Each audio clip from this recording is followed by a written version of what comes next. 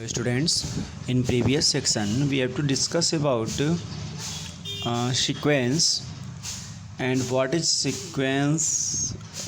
In this section we will discuss arithmetic progression, nth term of an arithmetic progression. तो सबसे पहले हम जानते हैं कि किसी अरिथमेटिक प्रोग्रेशन का nth टर्म कैसे फाइंड करते हैं। इसके लिए हम क्या करेंगे कि पहले एक सीक्वेंस लेंगे कि अगर हम मान लें कि अगर कोई सीक्वेंस दिया हुआ है जिसका फर्स्ट टर्म ए हो जाए, कॉमन डिफरेंस का मतलब होता है हर टर्म से उसके पहले वाले टर्म को सब्सट्रैक्ट करने पे सेम डिफरेंस आती है तो उसको कॉमन डिफरेंस कहते हैं।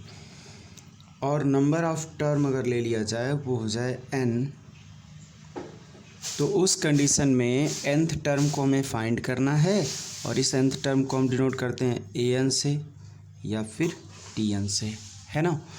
तो आइए देखते हैं। सबसे पहले सीक्वेंस के बारे में सोचते हैं। सीक्वेंस क्या होगा कि अगर फर्स्ट टर्म में और कॉमन डिफरेंस डी होगा तो first term a, second term a plus D, third term a plus D means 2d, fourth term a plus 3d। इस तरीके से टर्म बढ़ते जाएंगे। तो यहाँ पे हम देख रहे हैं कि फर्स्ट टर्म में कोई भी d का कोफिशिएंट d है ही नहीं, d का टर्म नहीं है। सेकेंड टर्म में d का कोफिशिएंट 1 है, थर्ड में 2, फोर्थ में 3 है, फिफ्थ में 4 होगा। यानी हर टर्म में जो d का कोफिशिएंट होगा उससे एक कम होगा, नंबर ऑफ टर्म से एक कम होगा। यानी हम कह सकते हैं कि अगर फिफ्थ टर्म लेना है तो वो होगा a plus 4d, tenth term लेना है तो a प्लस 9d। बिल्कुल उसी प्रकार से अगर हमें nth टर्म लेना है तो उसमें d का कोफिशिएंट कितना होगा, a plus n minus 1 into D, है ना, n माइनस 1d का कोफिशिएंट होगा। इस तरीके से हम कह सकते हैं कि जो an की वैल्यू होगी वो a plus n minus 1 into D होगी। और इसी nth टर्म के हेल्प से हम पूरे क्वेश्चंस को सॉल्व करेंगे। और an को जो nth टर्म है इसको हम किस किस से दिखा सकते हैं।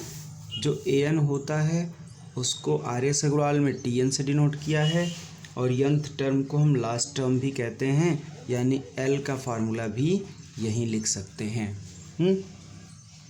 अब इस पर हम कुछ क्वेश्चन देखेंगे, है ना। जैसे आपकी NCERT बुक का एग्जाम्पल नंबर 3 दिया हुआ है, find 10 terms of the AP 2, 7, 12। अब हमारे पास क्या है, पहले हम क्वेश्चन लिख लेते हैं। Find 10th term, find 10th term of the AP 2, 7, 12 dot dot dot. अब यहाँ पे हमें सबसे पहले क्या समझना होगा कि इस पूरे सीक्वेंस में फर्स्ट टर्म क्या है। तो फर्स्ट टर्म हमारा दिख रहा है 2, तो a की वैल्यू हो गई 2। कॉमन डिफरेंस क्या दिख रहा है, कॉमन डिफरेंस मिलेगा सेकेंड टर्म को फर्स्ट से सब्सट्रैक्ट करने पे, सेकेंड से फर्स्ट को सब्सट्रैक्ट करने पे, यानी 7 माइनस 2 हो जाएगा 5। यदि हम थर्ड को सेकेंड से सब्सट्रैक्ट करें तो भी हमें सेम वैल्यू मिलेगी। अब बात आती है किस टर्म को फाइंड करना है, 10th टर्म को। तो जहाँ th लगा हुआ है यानी 10th टर्म है वहीं n की वैल्यू होगी। अब आपने फार्मूला पढ़ लिया है, an इक्वल टू होता है a plus n minus 1 into d. तो a 10 के प्लेस पे क्या लिखेंगे, चूँकि 10th टर्म चाहिए तो हम a n के प्लेस पे a 10 लिखेंगे और ये हो जाएगा a 2 plus 10 minus 1 into D की वैल्यू 5। इस तरीके से 2 प्लस 10 माइनस 1 हो जाएगा 9, 9 5 जा 45 हो जाएगा, यानी a 10 की वैल्यू 47 और ये हो गया आंसर, है ना। इसी तरीके से हम बाकी क्वेश्चंस को भी सॉल्व कर। Which term of the AP 21, 18, 15 is minus 81, also is any term 0, give reason for your answer. कि ये जो अरिथमेटिक प्रोग्रेशन दिया हुआ है इसका कौन सा टर्म माइनस 81 होगा और क्या इसका कोई टर्म 0 होगा। तो इसके लिए हम क्या करेंगे, सबसे पहले हम चेक करेंगे फर्स्ट टर्म क्या होगा, यहाँ पे 21 होगा। कॉमन डिफरेंस के लिए हम क्या करेंगे, सेकंड से फर्स्ट को सब्सट्रैक्ट करेंगे तो 18 माइनस 21 माइनस 3 होगा। और कौन सा टर्म पूछ रहा है, यानी nth टर्म मान लेते हैं कि -81 होगा, तो n की वैल्यू बताइए। A n equal to a plus n minus one into d formula है। अब इसमें वैल्यू पुट कर दो, ए एन के प्लेस पे -81 इक्वल टू ए प्लस यानी 21 plus n minus one into d के प्लेस पे -3, ये हो जाएगा -81 और ये 21 इधर आएगा तो -21 हो जाएगा equal to n minus one into -3। अब -81 -21 हो जाएगा -102 equal to n minus one into -3, तो एन माइनस वन कितना हो जाएगा -102 अपान -3, माइनस माइनस कट गया, 3 3 जा 9, 3 4 जा 12, तो एन की वैल्यू क्या हो जाएगी 35। ये हो गया आंसर, यानी इसका 35th टर्म क्या होगा 0 होगा। अब पूछ रहे हैं कि आल्सो इज एनी टर्म 0, तो फिर कर सकते हैं कि क्या कोई टर्म 0 होगा, तो हम ए एन के प्लेस पे 0 पुट कर देंगे। तो अब अगली लाइन हो जाएगी हमारी a n equal to a plus n minus one into d formula है, इसमें ए एन के प्लेस पे 0 रख देंगे, ए के प्लेस पे 21 पुट कर देंगे, n minus one into d के प्लेस पे -3 पुट कर देंगे। ये देखिए यहाँ पे हमने राइट कर दिया। अब यहाँ से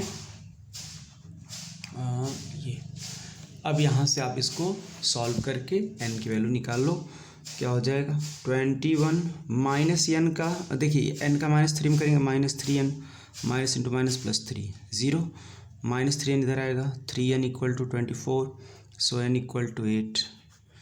तो आपका आंसर क्या आएगा कि इसका 8th टर्म 0 होगा। अब इस प्रकार से बाकी के क्वेश्चंस को लगाना है। आप एग्जाम्पल देखिए, आपकी बुक में दिया हुआ है। जैसे एग्जाम्पल नंबर 5 में कह रहा है कि determine the AP whose third term is 5। अब थर्ड टर्म का मतलब होता है a3 equal to a plus 3 minus one into d, यानी a प्लस 2d 5, और 7th टर्म होगा a प्लस 6d 9, है ना, a प्लस 7 माइनस 1 तो a प्लस 6d 9। तो डिटरमाइन करना है एपी को। अब मान लेंगे कि ये a plus 2d 5 a plus 6d 9 दिया हुआ है, तो अब इन दोनों को सॉल्व करिए, इसमें से इसको सब्ट्रैक्ट कर दीजिए, जैसे कट गया 6d माइनस 2d, तो 4d इक्वल टू 9 माइनस 5 4, तो d की वैल्यू 1। अब d की वैल्यू इसमें पुट कर दीजिए तो a की वैल्यू मिल गई। इस तरीके से रिक्वायर्ड सीक्वेंस आपको a और d जब मिल गया तो सीक्वेंस मिल जाएगा। ऐसे एग्जाम्पल नंबर 6 में क्या दिया हुआ है कि check whether 301 is a term of the list of the number इतना। तो यहाँ से भी क्या करेंगे, अब ये इंपॉर्टेंट क्वेश्चन है, इसको ध्यान से देखना कि अब यहाँ पे 5a की वैल्यू हो गई, तो a1 हो गया 5 या a5, d की वैल्यू क्या हो जाएगी 11 माइनस 5 6, 17 माइनस 11 6, 23 माइनस 17 6, सबसे 6 मिल रहा है, a और d मिल गया। अब कह रहा है कि क्या 301 इसका टर्म होगा, तो अब लिखेंगे कि लेट 301 बी ए टर्म। मान लीजिए कि 301 इसका एक टर्म होगा, the nth term of this A B. तो a n equal to a plus n minus one into d में ए एन के प्लेस पे 301 रख के अगर इसको हम सॉल्व करते हैं तो एन की वैल्यू आ रही है 151/3, और ये देख रहे हैं कि ये इंटीजर नहीं है, but n should be a positive integer, but ये इंटीजर नहीं है क्योंकि 3 5 जा 15, ये 50 पॉइंट समथिंग आएगा, और समथिंग नहीं, टर्म या तो 50th होना चाहिए या तो 51th होना चाहिए, है ना।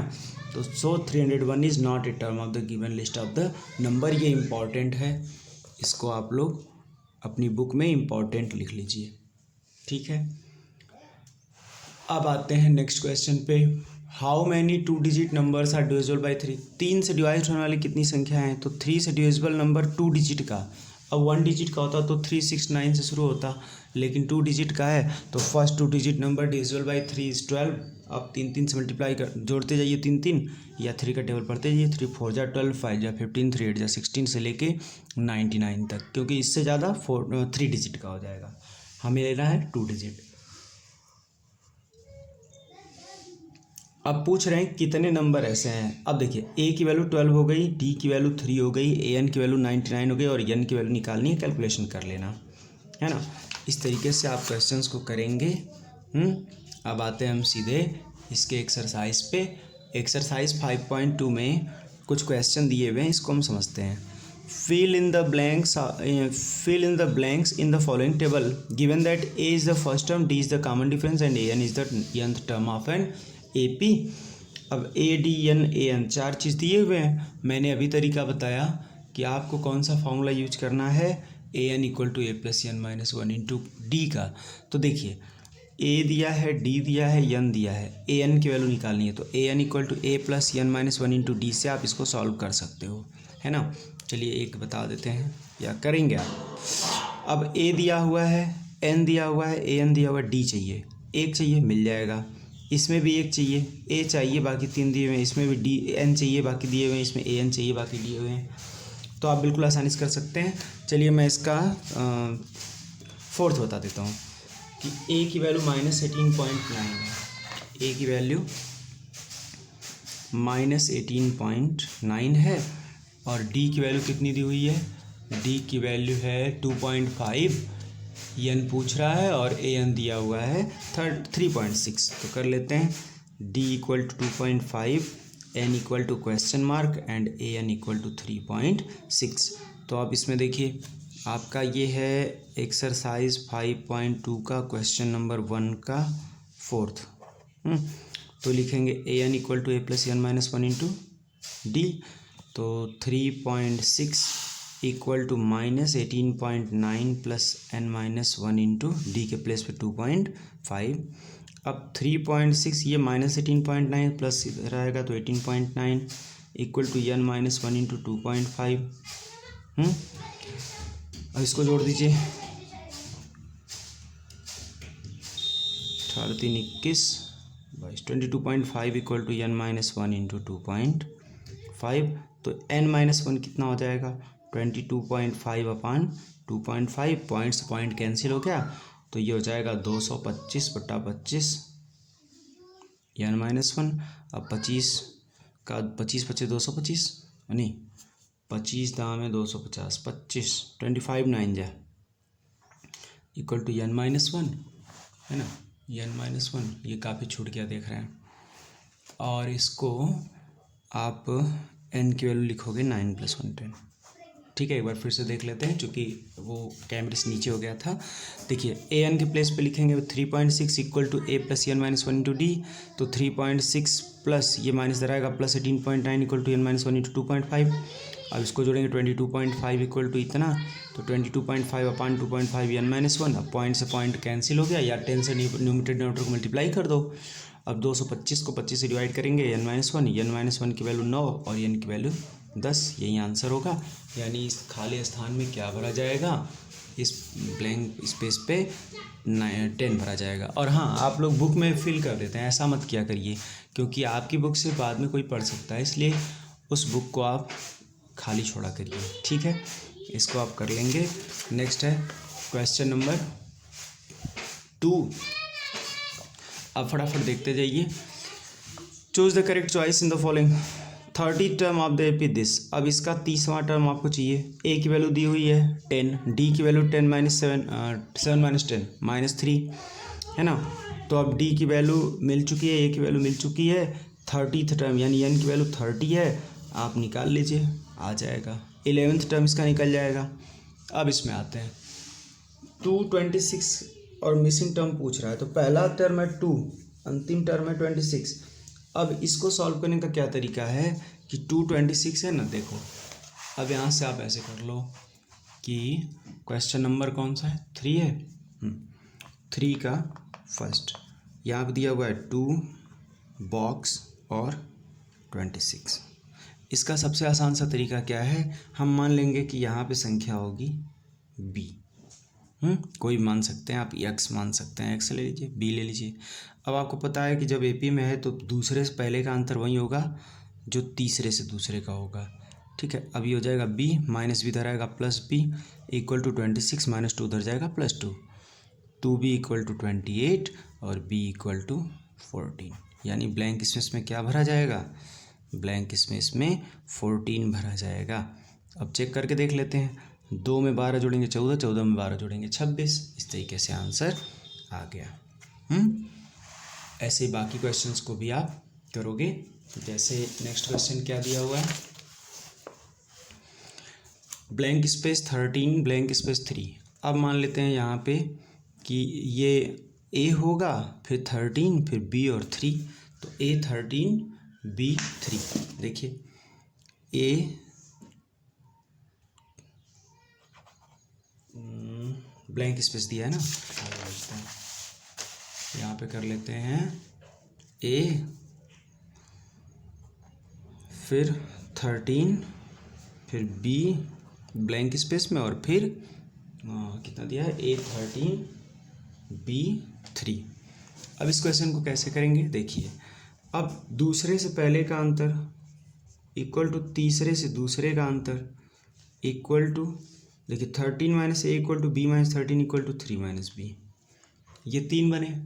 अब इस 3 में से हम उसको पहले लेंगे जिससे क्वेश्चन करना आसान हो। जैसे हम दूसरे और तीसरे को, इसको मान लेते हैं फर्स्ट, सेकेंड, थर्ड। अगर हम दूसरे तीसरे को लेते हैं तो b माइनस 13 की वैल्यू 3 माइनस बी, ये माइनस भी इधर आएगा, प्लस बी इक्वल टू 3 और माइनस 13 इधर गया plus 13, 2b equal to 16, b equal to 8।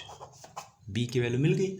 अब इस b की वैल्यू से हम फर्स्ट और सेकेंड का यूज करके from first and second 13 minus a equal to b, 8 minus 13 कर लेंगे।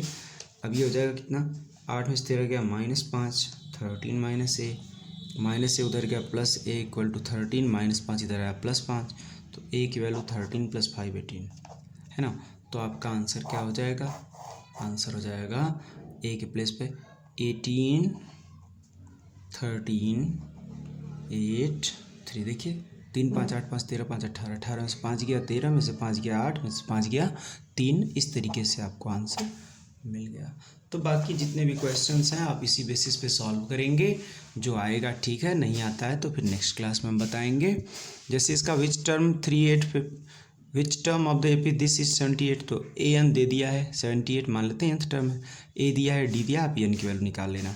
तो इसको आप करेंगे। इस क्वेश्चन को हम 2 पार्ट बताएंगे कल, मतलब आज जितना आप कर सकते हो करो, जो शेष बचेगा उसको हम नेक्स्ट क्लास में वीडियो बना के बताएंगे। Okay, thank you.